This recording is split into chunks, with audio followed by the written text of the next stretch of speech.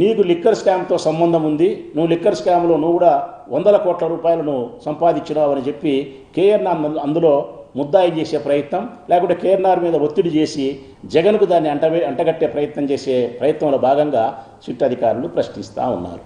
ఇది ఎక్కడి న్యాయం? ఇది అందరినీ అయిపోయినారు. హైదరాబాద్లో సునీల్ ఉంటే సునీల్ అత్యంత ఆప్తుడు ఎవరికి? జగన్మోహన్ రెడ్డి గారికి. జగన్మోహన్ రెడ్డి గారికి ఎవరైతే ఆత్మీయతగా ఉంటారో అట్టి మనుషులందరినీ అనుమానించేదే, అట్టి మనుషులందరి మీద ఒత్తిడి చేసేదే, అటువంటి మనుషులందరికీ సిట్ అధికారులు నోటీసులు పంపేదే, వాళ్ళని తిప్పేదే, ఒత్తిడి చేసేదే, జగన్మోహన్ రెడ్డి గారి ప్రస్తావన తీసుకొచ్చేదే, జగన్మోహన్ రెడ్డి గారి పేరు వారి నోట్లో నుంచి చెప్పించే ప్రయత్నం చేసి వారి నోట్లో నుంచి ఆ పేరు వచ్చే పేపర్ మీద ఆ పేరు రాసి జైలు పంపాలనే ప్రయత్నం. ఏమంటే ఏ ఒక్కరు కూడా ఆయన పేరు చెప్పకపోవడం కానీ, ఆయనకు కేసులో సంబంధం ఉండే సాక్ష్యాధారాలు లేకపోవడం వల్ల 2 సంవత్సరాలైనా మీరు చేతులు పిసుకుంటానన్నారు తప్ప మీరు సాధించింది అయితే ఏమీ లేదు. మీకు మళ్ళా మేము చెప్పగలిగింది ఏంటంటే కేఎన్ఆర్కు ఒక 19 కోట్ల రూపాయల ఆర్థిక లావాదేవీలు జరిగినాయని చెప్పి సిట్ అధికారులు మాట్లాడుతున్నారు. ఈనాడు పత్రికల్లో పెద్ద పెద్ద అక్షరాలు రాస్తున్నారు. నేను అడుగుతా ఉన్నా, 19 కోట్ల రూపాయలు కేఎన్ఆర్ వ్యాపార లావాదేవీల ప్రకారం తీసుకొని వ్యాపారం చేస్తే తిరిగి మళ్ళీ అతను వచ్చినేదంతా బ్యాంకు ద్వారా అతను తిరిగి ఇచ్చినేదంతా 19 కోట్ల రూపాయలు, మళ్ళీ 18 కోట్లు 19 కోట్లు తిరిగి ఇచ్చిన దాఖలాలు కూడా అతనికి కనిపిస్తూ ఉన్నాయి. మరి వ్యాపార లావాదేవీల్లో తీసుకోవడం ఇవ్వడం మీకు లీగలైజ్గా కనిపిస్తూ ఉంటే అతను ఏ విధంగా లిక్కర్ స్కామ్లో ముద్దాయి, ఏ విధంగా అతన్ని ప్రశ్నించాలా, ఏ విధంగా అతను జగన్మోహన్ రెడ్డి గారికి అంటగట్టాలన్న ప్రయత్నం చేస్తారు మీరు? యాక్చువల్గా కేఎన్ఆర్ అనే వ్యక్తి 2007 సంవత్సరం నుంచి ఇన్కమ్ ట్యాక్స్ అసైస్ అతను ఇన్కమ్ ట్యాక్స్కి అతను పన్ను చెల్లిస్తూ ఉన్నాడు 2007 సంవత్సరం నుంచి. అతని ఆర్థిక లావాదేవీలు అన్నీ కూడా లీగలైజ్గా ఉంటాయి, ఎవరైనా చూసుకోవచ్చు, వచ్చిన ఇబ్బంది లేదు. అయినా మాకు తెలియగలుగుతాం, జగన్మోహన్ రెడ్డి గారు లిక్కర్ స్కామే చేస్తే ప్రజలారా, లిక్కర్ స్కామే చేయాల్సి వచ్చి చేస్తే బిఏల ద్వారా వ్యవహారం నడిపేవాడా, కేఎన్ఆర్ ద్వారా వ్యవహారం నడిపేవాడా? మీరే ఒకసారి ఆలోచన చేయండి. కేఎన్ఆర్ యొక్క బాధ్యత ఏంది, కేఎన్ఆర్ యొక్క స్థాయి ఏంది? కేవలం మా యొక్క అపాయింట్మెంట్ను మాత్రమే ఖరారు చేసే బాధ్యత మాత్రమే కేఎన్ఆర్కు ఉంది. అట్టి మనిషి ద్వారా ముఖ్యమంత్రి అయినటువంటి జగన్మోహన్ రెడ్డి గారు అటువంటి నైజం కలిగిన వాడా? అయినా 15 కోట్లు 10 కోట్లు అతని వ్యాపార లావాదేవీలకు సంబంధించి దాన్ని తీసుకొచ్చి ఏమన్నా అర్థం పర్థం ఉండే మాటలేనా? తీసుకున్న డబ్బును మీకు కనిపించినప్పుడు అతను తిరిగి చెల్లించిన డబ్బు కూడా మీకు కనిపిస్తుంది కదా. 19 కోట్ల రూపాయలు ఆర్థిక లావాదేవీలు వ్యాపారానికి జరిగినాయంటే 18 కోట్ల 95 లక్షల రూపాయలు తిరిగి అతను చెల్లించిన ఆర్థిక లావాదేవీలు కూడా కనిపిస్తూ ఉన్నాయి. మరి సునీల్ అంతే, సునీల్ వాళ్ళ ఆఫీసులో ఉండే వాళ్ళందరినీ సతాయించినారు. ఏదో ఒక విధంగా నాకు తెలియకడుగుతా ఒక మాట, కేఎన్ఆర్కు ఒక 10 కోట్ల రూపాయల ఆస్తి ఎట్లు వచ్చిందంటే 2007 నుంచి ఇన్కమ్ ట్యాక్స్ చెల్లించేవాని పట్టుకొని 20 సంవత్సరాల నుంచి వ్యాపారం చేస్తే ఒక 10 కోట్ల 5 కోట్లు సంపాదించేది పెద్ద పనే ప్రజలారా? మరి ఆ లెక్కనే అయితే చంద్రబాబు నాయుడు గారు వాళ్ళ తండ్రి ఖర్జూర నాయుడు గారు కోటీశ్వరుడా, 2 ఎకరాల భూమి. మరి వాళ్ళ నాయన ఖర్జూర నాయుడు కోటీశ్వరుడు కాకపోతే చంద్రబాబు నాయుడు నాకు 1,00,000 కోట్లు ఉందని ఏ విధంగా స్టేట్మెంట్ ఇవ్వగలిగినాడు? ఎట్లా వ్యాపారాలు చేయగలిగినాడు? మరి చంద్రబాబు నాయుడు తర్వాత వారి కుమారుడు లోకేష్ బాబు లక్షల కోట్లకు అధిపతి ఏ విధంగా కాగలిగినాడు? మరి వారి కుమారుడు దేవాన్స్ ఏ విధంగా కోట్లకు అధిపతి కాగలుగుతాడు? అంటే 30, 40, 50 సంవత్సరాల కిందట చంద్రబాబు నాయుడు 2 ఎకరాలకు అధిపతి అయినప్పటికీ ఇప్పుడు 1,00,000 కోట్లకు అధిపతి అయినా కానీ కేఎన్ఆరో, ఎల్లారెడ్డో, పుల్లారెడ్డో, సుబ్బయ్యో, రామయ్యో, రాచమల్లో మరొకడో ఎక్కడేసిన గొంగలుగా అక్కడే ఉండాల్సిందే తప్ప వాళ్ళు 2 కోట్లు 3 కోట్లు 4 కోట్లు 5 కోట్లు సంపాదిస్తే కూడా ఆ ధనానంతా తీసుకొచ్చి అక్రమంగా సంపాదించిన పేరుతో ఆ అక్రమంగా సంపాదించిన దాన్ని కూడా జగన్మోహన్ రెడ్డి గారికి లింకప్ చేసి ఆయన జైలుకు పంపాలనే ప్రయత్నం చేయడమే తప్ప మరొకటి కాదు. మరి ఆ లెక్కనే నిజమైతే కనుక మేము అడుగుతూ ఉన్నాం, రామోజీరావు ఫస్ట్ లైఫ్ ఎక్కడ? రామోజీరావు యొక్క ఫస్ట్ లైఫ్ ఎక్కడ? పచ్చళ్ళు కదా ఆయన అమ్ముకునేది, గాజు సీసాలలో పచ్చళ్ళు పెట్టుకొని మామిడికాయ ఊరగాయ, చింతకాయ ఊరగాయ, నిమ్మకాయ ఊరగాయ అని చెప్పి దేశమంతా సైకిల్ దొక్కుకుంటా పచ్చళ్ళు అమ్ముకునే రామోజీరావు ఈ బుద్ధు 100,000 కోట్లకు అధిపతి ఏ విధంగా కాగలుగుతాడు అని పెద్ద పెద్ద సంస్థలకు ఏ విధంగా అధిపతి కాగలుగుతాడు? ఇంకా వాస్తవాన్ని చెప్పాలంటే ఈనాడు పత్రికే రామోజీరావు సంస్థనే ఊర్లో వాళ్ళు కట్టిన లెక్కలన్నీ తీసుకొచ్చి దాంట్లో ఏమంటారు చిట్ ఫండ్లో కడితే చిట్ ఫండ్ దాన్ని కట్టిన లెక్కలు తీసుకొచ్చి నీ సొంత వ్యాపారాలు చేసుకొని డబ్బు సంపాదించుకున్నావు. ఒకవేళ నీ సొంత వ్యాపారాల్లో ఫెయిల్ అయిపోయింటే నీ చిట్ ఫండ్లో కట్టిన వాళ్ళ పరిస్థితి ఏంది? నువ్వు బోర్డు తిప్పేవనివే కదా. ఇదే కదా ఉండవల్లి గారు కోర్టుకు వేసినది, ఇదే కదా సుప్రీంకోర్టు మందలిచ్చినది. రామోజీరావు మరణించిన తర్వాత కూడా కేసు మూసేసేదానికి కాదు, అది విచారించాల్సిందని చెప్పి సుప్రీంకోర్టే చెప్తాంది. అంటే రామోజీరావు పచ్చళ్ళు నమ్ముకునేవాడు మాత్రం వందల వేల కోట్లకు లక్షల కోట్లకు అధిపతి కావచ్చు. అంతెందుకు లేబ్బా, మన బూత్ కిట్టే ఉన్నాడు, మన బూత్ కిట్టు ఏబిఎన్ రాధాకృష్ణ. ఆయన పరిస్థితి ఎక్కడబ్బా నాకు తెలియక అడుగుతా. ఆయన సైకిల్ ఎక్కి కృష్ణాయిలు అమ్ముకునేటోడు కాదా, సైకిల్ ఎక్కి పేపర్ వేసినటోడు కాదా? ఇప్పుడు ఆయన ఆస్తిపాస్తులు ఎంత?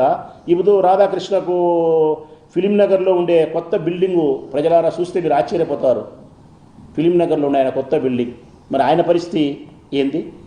చంద్రబాబు నాయుడుకి హైటెక్ సిటీ వ్యవహారాల్లో తాడు బొంగరం లేని వాళ్ళు కూడా ఏ విధంగా 100 ఎకరాల భూములు కొనుగోలు చేసినారని చెప్పి మేము అడుగుతున్నాం. అసలు TV5 నాయుడు ఉన్నాడు, ఆయన ఆర్థిక పరిస్థితి ప్రారంభ దశ నుంచి ఎక్కడ ప్రారంభమైంది? TV5 నాయుడు ఏంది, రామోజీరావు ఏంది, రాధాకృష్ణ ఏంది, చంద్రబాబు నాయుడు గారు ఏంది? వీళ్ళందరూ ఎవరు? చిన్న స్థాయి నుంచి వచ్చిన వాళ్ళు. వీళ్ళైతే ఒక 20 ఏళ్ళు 30 ఏళ్ళు గడిచేదలికి లక్షల కోట్లకు వేల కోట్లకు అధిపతులు కావచ్చు. కానీ నాలాంటోడో మీలాంటోడో 20-30 సంవత్సరాల తర్వాత 5 కోట్లు 10 కోట్లు 15 కోట్లు సంపాదించుకుంటే కూడా ఈ డబ్బు ఎక్కడి నుంచి వచ్చిందని చెప్పి సిట్ అధికారులు ప్రశ్నలు వేసేవాళ్ళు. మరి వీళ్ళను కూడా ఇదే విధంగా ప్రశ్నించే స్థాయి ఉందా అని చెప్పి సిట్ అధికారులు మేము అడుగుతూ ఉన్నాం. అంతేకాదు, ఇంకా వీళ్ళని స్పష్టంగా మేము మాట్లాడాల్సి వస్తే పిఏల ద్వారా ఆర్థిక లావాదేవీలు చేసే సంస్కృతి జగన్కు లేదు, అది చంద్రబాబు నాయుడికి ఉంది. ఆయన పిఏ శ్రీనివాసరావు ద్వారానే అమరావతికి సంబంధించి 2,000 కోట్ల రూపాయల స్కామ్ చేసినాడు. ఆ రోజు అసెంబ్లీలో మేము ఉన్నప్పుడు, నేను కూడా ఆ రోజు ఎమ్మెల్యేను, జగన్మోహన్ రెడ్డి గారు సాక్ష్యాలతో ఆధారాలతో స్పష్టంగా దాన్ని బయట పెట్టగలిగినారు. ఈ అమరావతి యొక్క రాజధాని నిర్మాణంలో 2,000 కోట్ల రూపాయలు స్కామ్ జరిగింది, చంద్రబాబు నాయుడు చేసినాడు, పిఏ శ్రీనివాసరావు ద్వారా చేసినాడని చెప్పి సాక్ష్యాలతో సహా ఆధారాలతో సహా మొత్తం సర్వం చూపించాల్సిన పరిస్థితి చూపించినాం. ఈరోజు ప్రభుత్వం మారుతానే అమరావతిలో జరిగిన స్కాము లేదు, లేకుంటే స్కిల్ డెవలప్మెంట్ జరిగిన స్కాము లేదు, లేకుంటే ఇంకొక దాంట్లో జరిగిన స్కాము లేదు, అచ్చెన్నాయుడు చేసిన స్కాము లేదు. ఏ ఒక్కరు చేసిన స్కామ్స్ కూడా ప్రభుత్వం మారుతానే కేసులన్నీ తారుమారైపోయినాయి. మొత్తం ఏవేగానే లేకుండా పోయే పరిస్థితికి వచ్చినారు. ఇంత ఆర్థిక నేరాలకు పాల్పడినటువంటి ఈ మనుషులను గురించి విచారించాల్సిన బాధ్యత అధికారులకు పోలీసులకు చుట్టూకుంటే అవన్నీ గాలిపోయినాయి. కేవలం ఏదో ఒక విధంగా కట్టుకథలల్లి, ఏదో ఒక విధంగా లిక్కర్ స్కామ్లో జగన్మోహన్ రెడ్డి గారిని ముద్దాయి చేసి ఆయన జైలుకి పంపించి బదనాం చేసి రాజకీయంగా ఆయన నష్టపరిచి మీరు లాభపడాలని చేసే ప్రయత్నమే తప్ప మరొకటి కానే కాదు. ఇంకొక మాట కూడా మేము స్పష్టంగా అడగదలుచుకున్నాం. మేము ఈ ప్రభుత్వాన్ని, జగన్మోహన్ రెడ్డి గారి మీద మీరు తప్పుడు కేసులు పెట్టి జైలుకు పంపాల్సిన పరిస్థితి వచ్చి జైలుకు పంపితే నేను అడుగుతా ఉన్నా, జగన్మోహన్ రెడ్డి మీరు బెదిరించే బెదిరింపులకు భయపడేవాడా? మీరు 1 నెల 2 నెలలు 3 నెలలు జైలు గోడల మధ్య పెడితే అతనేమన్నా ఆత్మస్థైర్యం కోల్పోయేవాడా? అతనేమన్నా చంద్రబాబు నాయుడు మాదిరి 30 రోజులు జైల్లో ఉంటానే బెబె అని వణికి నేను బయటికి రావాలా, నా కళ్ళు కనపల్లే, నా కాళ్ళు నొచ్చనాయి, అరికాళ్ళ మంటలు తెచ్చనాయి, నన్ను బయటికి పంపండి అని చెప్పి బెబె అని ఉనికేవాడు అనుకుంటారా మీరు జగన్మోహన్ రెడ్డిని? 2 నెలలు కాదు 16 నెలల కాలం పాటు తప్పుడు కేసులో సోనియా గాంధీ, తెలుగుదేశం పార్టీ అందరూ కలిసి జైల్లో పెడితే కూడా మొక్కవోని ధైర్యంతో, అచంచలమైన ఆత్మవిశ్వాసంతో, ధైర్యంగా ధర్మాన్ని న్యాయాన్ని నమ్మి నేను విజయాన్ని సాధించగలుగుతానని చెప్పి 16 నెలలు జైలు జీవితాన్ని గడిపి ఆ తర్వాత వచ్చి ప్రజా సంకల్ప యాత్ర చేసి జనంలో 16 నెలలు ఉండగలిగి ఆ తర్వాత స్వతంత్రుడై ముఖ్యమంత్రి కాగలిగిన మనిషిని పట్టుకొని మీరేందో తప్పు నా కొడుకులు కేసులు పెట్టి బెదిరించుకుంటాం, 2 నెలలు 3 నెలలు జైలు పంపిస్తామంటే ఆయన చంద్రబాబు నాయుడు మాదిరి భయపడేవాడో మరొకరి మాదిరి భయపడేవాడో కాదు. నువ్వు జైల్లో పెట్టినా లేకుంటే మరొకటి చేసినా ఆయన ధైర్యాన్ని ఎవ్వరు కూడా కొనుగోలు చేయలేరు. ఆయన ధైర్యాన్ని ఎవ్వరు కూడా ఆ ధైర్యం సన్నగిల్లిపోయే ప్రయత్నానికి ఎవరి మీద ప్రయత్నం చేసినా కూడా మీరు మూర్ఖులవుతారు, అమాయకులవుతారు. ఇంకా నా భాషలో, కడప భాషలో చెప్పాలంటే తప్పకుండా జగన్మోహన్ రెడ్డి గారు ధైర్యానికి మారుపేరు, ధైర్యానికి ప్రతిరూపం జగన్మోహన్ రెడ్డి గారు. కాబట్టి మీరు తప్పుడు కేసులతో ఆయన బెదిరించే ప్రయత్నం చేయడం వల్ల లాభం లేదు. ఆయన జైలుకు మీరు పంపినా కానీ ఏమి ఆయన తలలో ఉండే వెంట్రుక కూడా, ఆయన తలలో ఉండే తెల్ల వెంట్రుక కూడా భయపడదు. నేను స్పష్టంగా చెప్తానా, జగన్మోహన్ రెడ్డి గారిని జైలు జీవితం ద్వారా భయపడించుకోవాలనుకునే చంద్రబాబు నాయుడుకు సుస్పష్టంగా చెప్తానా, ఆయన తలలో ఉండే తెల్ల వెంట్రుక కూడా జైలుకు భయపడే పరిస్థితి ఉండేది. జైలు 4 గోడలు ఎప్పుడే కానీ జగన్మోహన్ రెడ్డి గారి ఆత్మవిశ్వాసాన్ని సన్నగిలింపు చేయలేవు. కాబట్టి మీ ప్రయత్నాలు మానుకోండి. ఏ ఒక్క సాక్ష్యం ఆధారం కూడా మీ దగ్గర లేదు. ఇప్పటి వరకు లిక్కర్కి సంబంధించిన స్కామ్లో జగన్మోహన్ రెడ్డి గారిని ముద్దాయి చేయడానికి కావాల్సి ఒక్క సాక్ష్యం ఆధారం లేదు. కొండను దవ్వి ఎలకనైనా పట్టుకున్నారని సామెత తిన్నారు. ఇక్కడ లిక్కర్ స్కామ్లో కొండను దవ్వి ఎలకను కాదు కదా, ఎలక తోకను కూడా పట్టుకునే పరిస్థితి మీకు లభ్యం కాలే. మీ వలన ఏమీ కాదు.